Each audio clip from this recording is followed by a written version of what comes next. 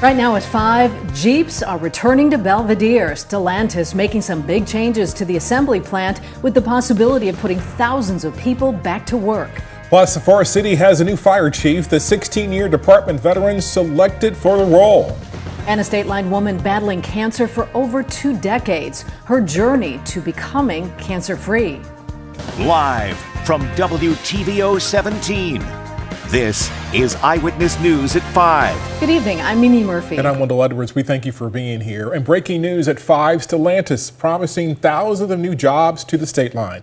It plans to reopen the Belvedere assembly plant to once again make Jeeps. The company says this could create over 3,000 jobs.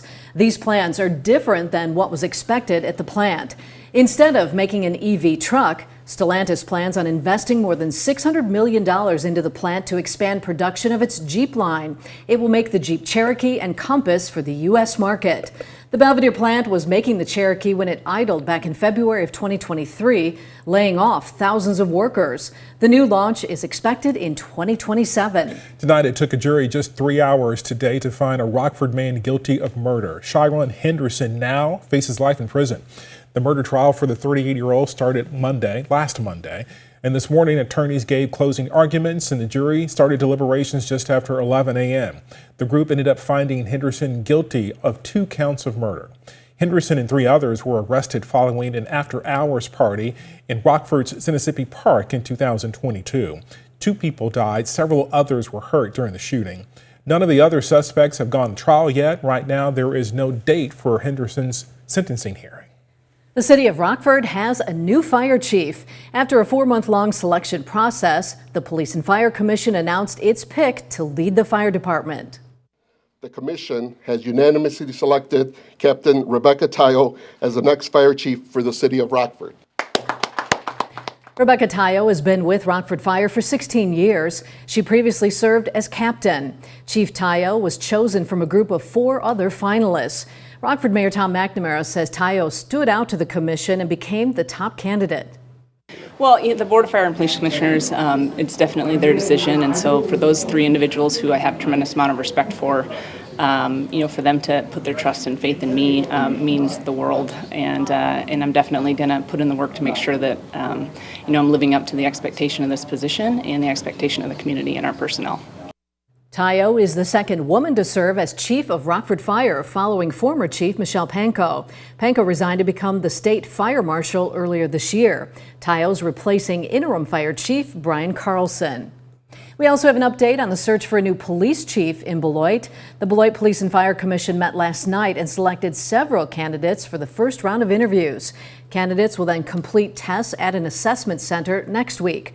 A community forum to meet the candidates will be held October 27th at the Beloit Public Library.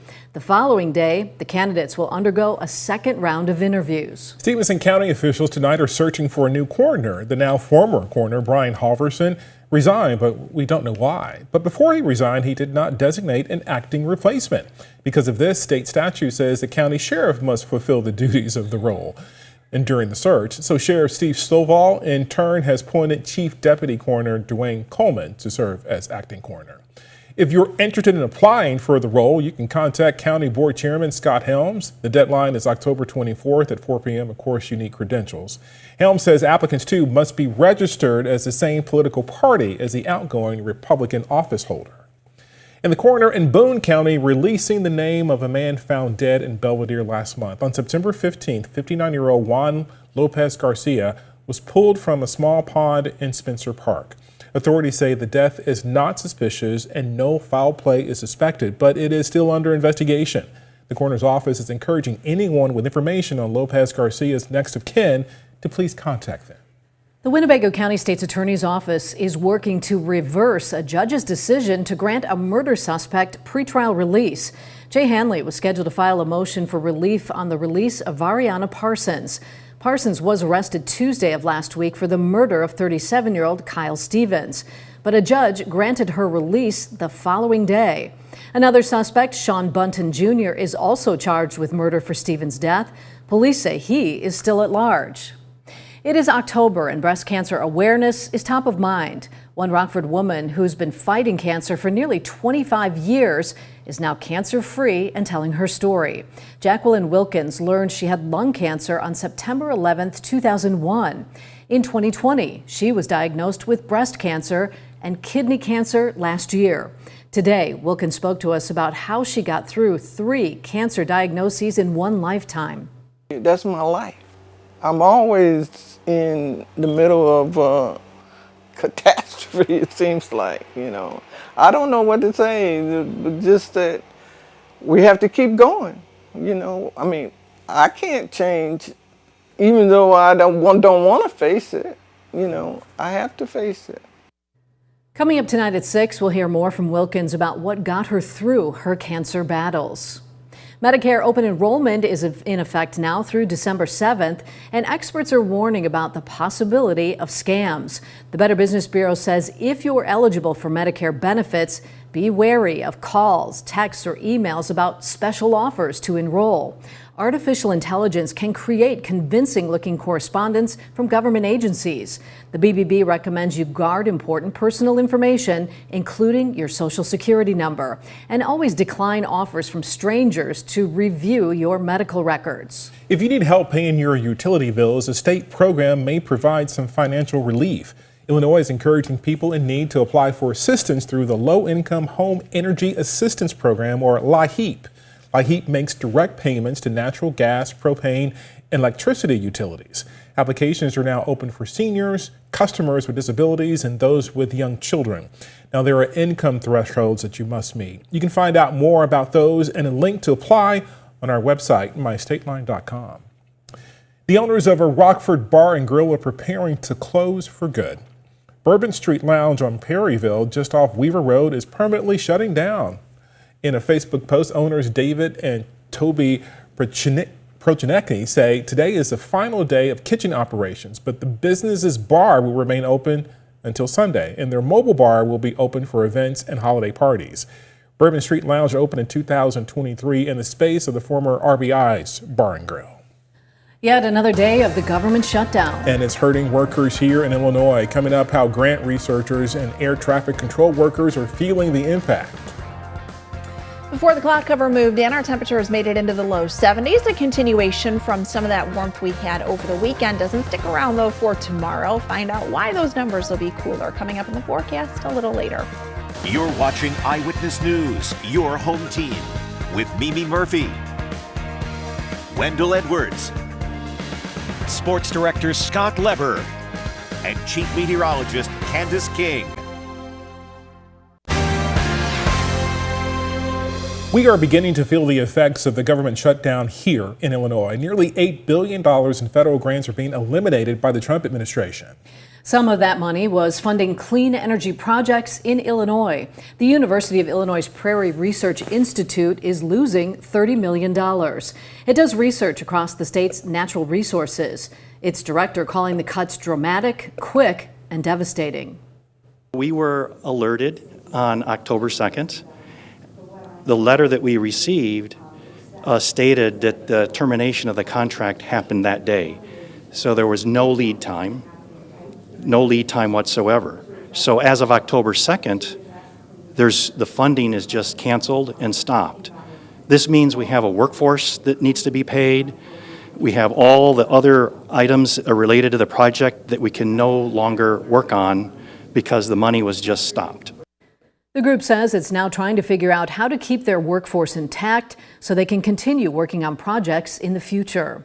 Due to the shutdown, air traffic controllers, along with many federal employees, only got a partial paycheck today. Some of the controllers are out at O'Hare handing out flyers, talking about the challenges they face with this shutdown. Every day, air traffic controllers are responsible for tens of thousands of flights across the country. Chicago's airports alone have nearly 3,000 daily takeoffs and landings.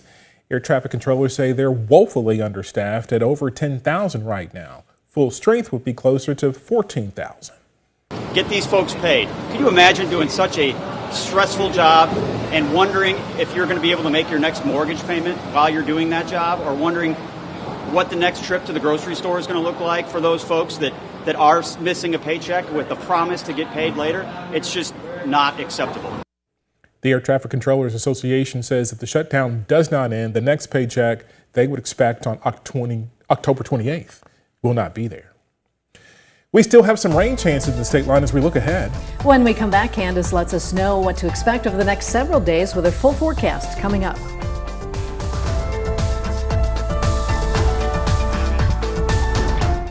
Now, your first warned weather forecast from Chief Meteorologist Candace King. Well, you notice a big temperature change across much of the Midwest and the Great Lakes, where cloud cover and rain showers have kept numbers in the 40s and the 50s, quite a bit cooler than the 70s and the 80s. Most of central southern Illinois, parts of Missouri, and then back through the central and southern plains have been experiencing. Temperatures locally, we've had quite a difference from where we've had those clouds and where we've had more of the rain showers. We did manage to see a fair amount of sunshine early on, but that cloud cover thickening up here over the last few hours, the result of that moisture on the increase. Now, the bulk of the rain likely going to stay to our north, and that's where we see it right now, from Minnesota to central and northern Wisconsin. Still some dry air, so a couple of very light showers showing up on radar, but not much of that actually reaching the ground. We might see a little mist or some drizzle before we see a few sprinkles, and then a light shower to move in after about 9-10 o'clock tonight. 69 the temperature in Rockford, 66 in Freeport, but down to 60 in Galena. This last hour, our weather watcher Kevin out in Lena, 66. A variable wind, 8 to 9 miles per hour. 69 for our weather watcher Terry down in Genoa. Easterly wind at 8 miles per hour. That easterly wind will keep our temperatures quite a bit cooler from what we felt here this afternoon. We look live with our SkyTrack camera out in Freeport. This is the Park Hills Golf Course and brought to us by Rockford Career College. You can see a little bit of a breeze there with the flag waving in the wind. Now, as we go through the next couple of days, we've got a few more opportunities for some rainfall, but not one of those events will really bring us any significant rain, so our rainfall totals remain on the limited side. We are going to feel a late week warm up. That'll be followed by a late weekend chill as we get more of these ups and downs in our temperatures as we get a little bit further into the month of October and then into the fall season overall. But let's first talk about what we're looking at here as we get through tonight and into tomorrow. Notice most of that rain is staying up to the north of us. Heading into tomorrow morning, we could start to see some of that sink down just south of the state line. But I think the further south you get, you might not really end up with anything. There will be a few light showers kind of scattered about throughout the afternoon. Then we should see a decrease in cloud cover late into the evening before some of that cloud cover comes back in with the arrival of some warmer air on Thursday. That warm air, at least along the leading edge, could bring a couple of light showers there up to our north and northwest going into the afternoon before things will dry out then Thursday into Friday. 53, that's where we'll head for the night tonight. Temperature tomorrow only gains about 10 degrees, 63 for the afternoon. And that will come with a breezy east-northeasterly wind. We've got high pressure down to the south, which blocks a lot of that moisture, which is part of the reason why we're not seeing much rain opportunity, or at least much rain with any rain shower that comes down. But we'll keep an eye on that low pressure system as that will draw a cold front through Friday into Saturday. But each low pressure system, as that comes through, also helps to bring our temperatures up out ahead of it and then fall back below it. So as these storm systems come through, they get stronger and stronger, trying to pull in that colder air to the north, bringing up that warmer air to the south. So you'll notice the ups and downs on our temperatures here. 76 on Friday, low 70s on Saturday before we get that drop. Might get into the 30s there Sunday night. Thank you, Candace. Scott's next with sports. It's going to happen. A varsity football game is about to be played on a campus at East High School.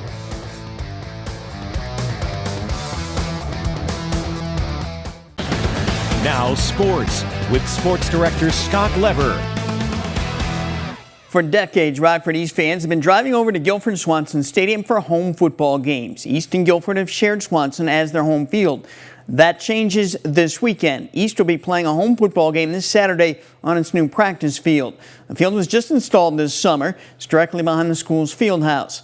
East head football coach and athletic director Gary Griffin made it official today that the E-Rabs will host Guilford on that field this Saturday at noon in a varsity football game. And the field has hosted lower-level football games this season on Saturdays, like this one between West Middle School and Risa a couple weeks ago. And to make this work for a varsity game, East will be renting some bleachers that will be placed on the east side of the field. Both teams will be stationed on the west side during the game. Also, some food trucks will be brought in to provide concessions for the fans. Will it be an ideal setup for a varsity game? Maybe not, but East fans will finally get to experience a true home game. It's the first time we played a game at home and maybe ever. I've heard that there was a game here in '64 maybe or something like that. Our kids are excited. It's awesome. I think it'll be fun. We're all going to have a good time. Playing at home really sparks a lot of energy within everybody. We're super excited, it's been something that they've been thinking about doing for so long, and now that we're able to actually do it, it's like a bunch of energy. Do you want to play more varsity games here? I'd love to. It'd be awesome. It'd be awesome to play every game here. So is this game kind of a trial run for that, to show everybody whether or not it can work here? Absolutely. That's what I'm trying to do. I'm trying to make sure everybody sees that we can do it here and that we have the capacity to do it. Admission to the game Saturday will be free. Again, the start time will be noon. And the Brewers need to be ready to go tonight in Milwaukee. Game 2 of the NLCS against the Dodgers will be played. The Brewers lost last night 2-1. The Brewers had only 2 hits. Tonight, Freddie Peralta starts for the Brewers. Yoshinobu Yamamoto will start for the Dodgers. That's sports. We'll be right back. It's definitely feeling more fall-like the last couple days. Yeah, it's gotten a little cooler, even though we were in the 70s over the weekend. I think, some of the rain we had over the weekend really kind of made it feel just fall, and the cloud cover and the cooler temperatures, and we'll feel more of that this week. We've got some warmer days, and I think through October, we're going to overall be on the warmer side, but you're going to have more temperature swings. So it'll feel cool. It'll feel like fall tomorrow. Don't you worry about that. With First Warn Interactive Radar, we've got a few showers out there. That'll move in here tonight. 53, 63 for tomorrow, 71 on Thursday, and then keeping an eye on those temperatures next week. Thank you, Candace. And thanks for joining us. We'll see you at 6.